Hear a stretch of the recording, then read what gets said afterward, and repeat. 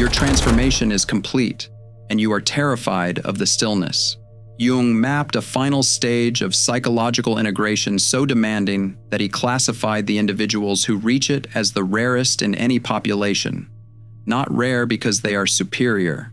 Rare because the process that produces them requires a psychological death so absolute that almost no one survives it intact. By the end of this video, you will know the precise Jungian name for the stage you have entered, and you will understand why the isolation you feel right now is not a symptom of your damage, but the structural proof that nothing is left to fix. You have already survived the dark night of the soul. You have dismantled your toxic patterns, faced the shadow, withdrawn your projections, and stopped performing the social mask that used to keep you safe. For years, you treated your inner work like an endless staircase, assuming there was always another trauma to heal, another boundary to set, another layer to uncover. But lately, something has shifted. The frantic urgency to fix yourself is gone.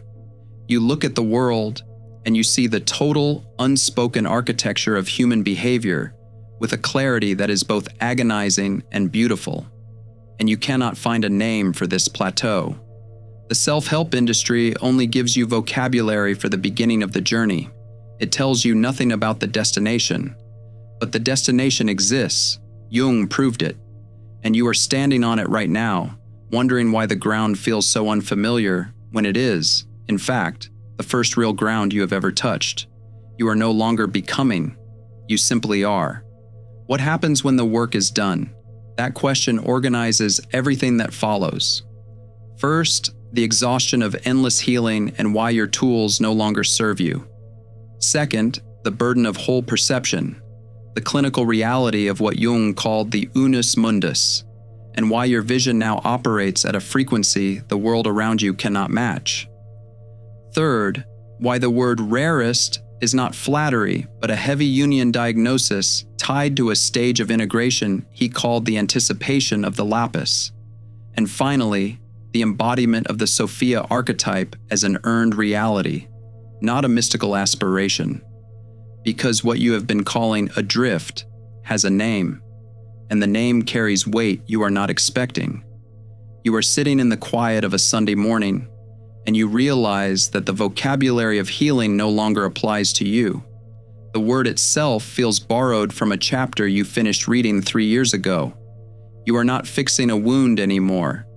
There is no wound left that responds to the tools you have been carrying, but you still feel adrift. And the reason you feel adrift is not because the work is incomplete. It is because every framework you have been given insists that self-improvement is an eternal loop, that there is always another shadow to integrate, another projection to withdraw, another conversation with your inner child that you have not yet had. The wellness industry needs you to keep digging, because the moment you stop digging, you stop buying shovels. You have spent a decade actively participating in your own psychological demolition. You dismantled the people-pleasing. You dissolved the trauma bond. You sat with grief so dense it altered the rhythm of your breathing for months. You learned to sit with silence instead of filling it with the noise of someone else's needs. And you did all of this without a map, without a guide, without anyone in your immediate world who understood what you were doing or why. But you never allowed yourself to ask the one question that would have changed everything. What happens when the work is done? Jung answered this question with a precision the self-help industry has never repeated, because the answer ends the customer relationship permanently. He wrote that the transcendent function does not proceed without aim and purpose, but leads to the revelation of the essential man. He called it the production and unfolding of the original potential wholeness. Read that sentence again. It does not proceed without aim and purpose. Jung was not describing an eternal process of self-optimization. He was describing a developmental arc with a concrete destination. The individuation process has an endpoint, and the endpoint is not a more refined version of the wounded person you were before. The endpoint is the emergence of what was always there, hidden in the embryonic germplasm, waiting for the conscious and unconscious to be joined. He went further.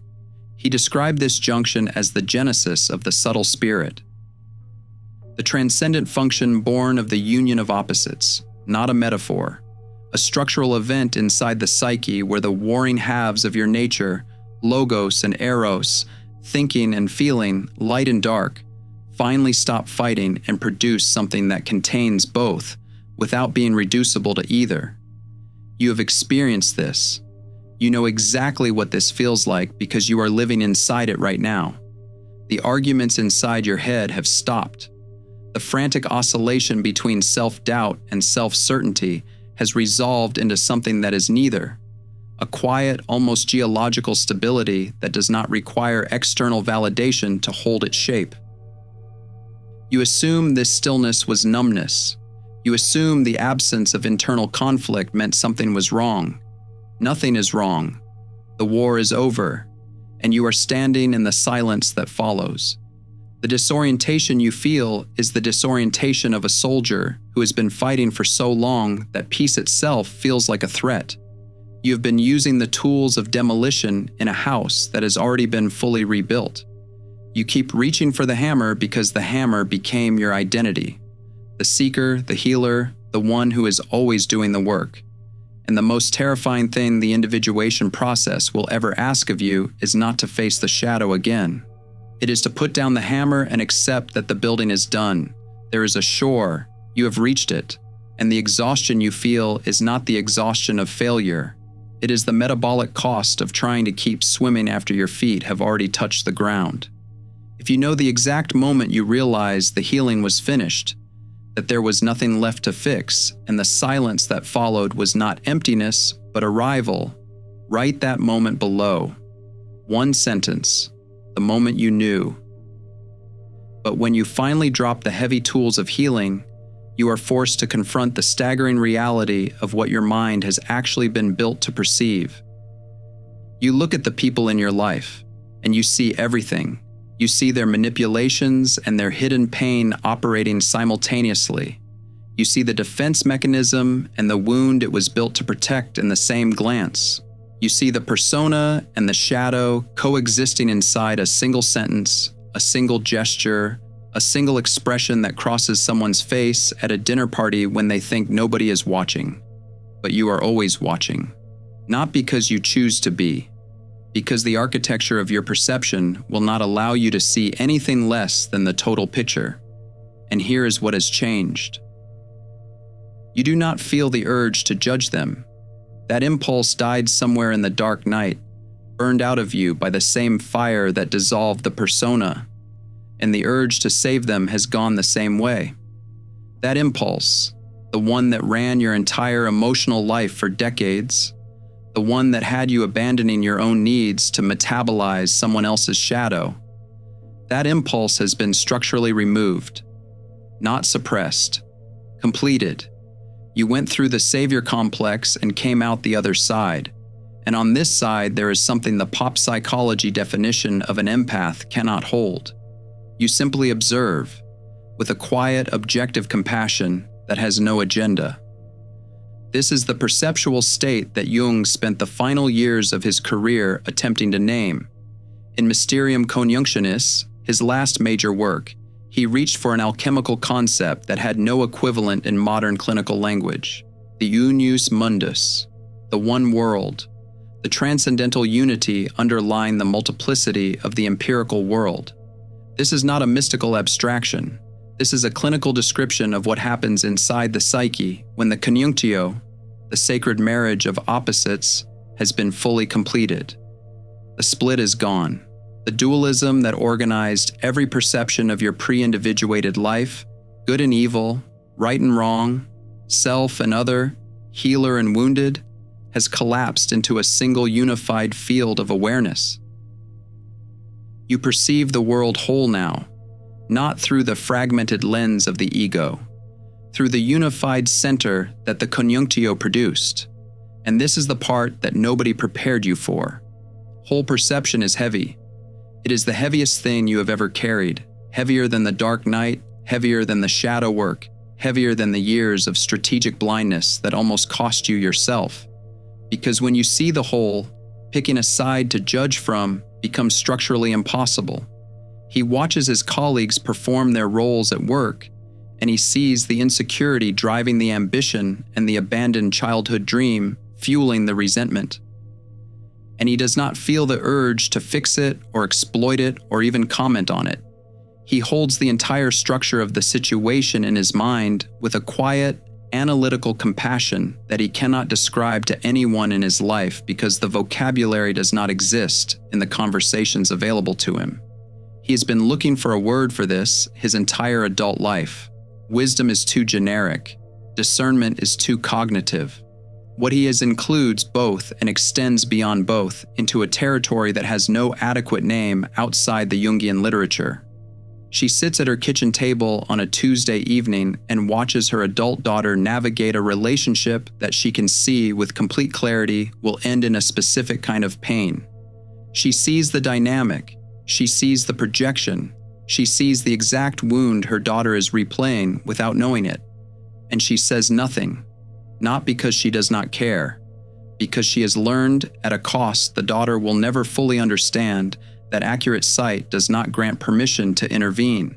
She holds the tension of knowing and not acting, and the holding is a discipline that would break someone who had not already been broken and reassembled by the individuation fire. You hold the tension of the opposites for a world that prefers the ease of taking sides. You stand in the center while everyone around you fights on the periphery. And the loneliness of the center is a loneliness that has no support group, no online community, no 12-step program, because the people who occupy this coordinate are so few that they have never organized. And because this level of non-judgmental perception requires the absolute death of the ego, it leads us to the most difficult truth of this entire psychological map. You look around at the thinning crowd. The people who started this journey with you have dropped off. Some returned to the sleep of the collective because the cost of staying awake became more than they were willing to pay. Others got trapped in the spiritual ego of enlightenment, mistaking the map for the territory, building an identity around being awakened rather than actually completing the process the awakening initiated. Others stalled at the shadow work and have been circling the same wound for years, performing depth without entering it. You have noticed the sparseness. You have registered quietly and without commentary how few people can meet you where you are now. But you have never allowed yourself to call it rare. The word felt dangerous, arrogant, too close to the spiritual narcissism you spent years dismantling. But Jung used the word with clinical precision and without apology. In the practice of psychotherapy, he described what he called the fourth stage, the anticipation of the lapis philosophorum, the philosopher's stone, not a literal stone, the alchemical symbol for the complete realization of the total self.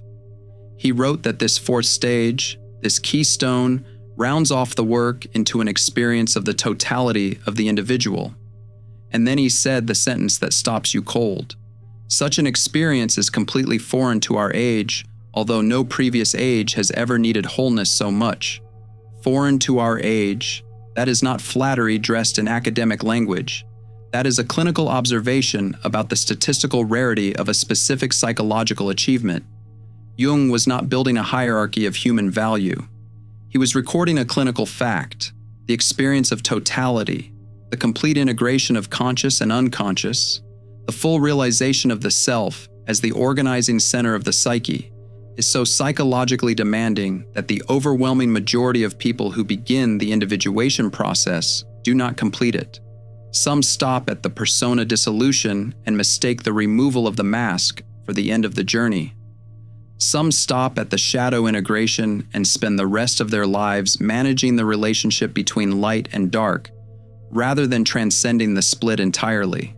Some reach the anima or animus work and encounter a depth of confrontation with the contrasexual element that breaks their willingness to continue. Each threshold eliminates a percentage of the seekers.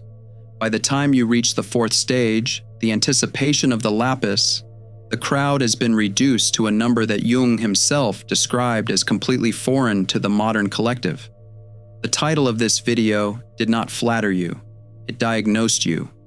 And the diagnosis carries a weight you must be willing to hold. Rarest is not a synonym for chosen, not a synonym for superior, not an exemption from suffering or loneliness or the ordinary difficulties of being human.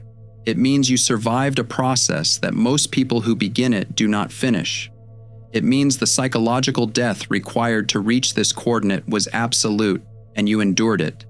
It means the territory you now occupy has so few inhabitants that the loneliness you feel is not a personal failure, but a structural inevitability.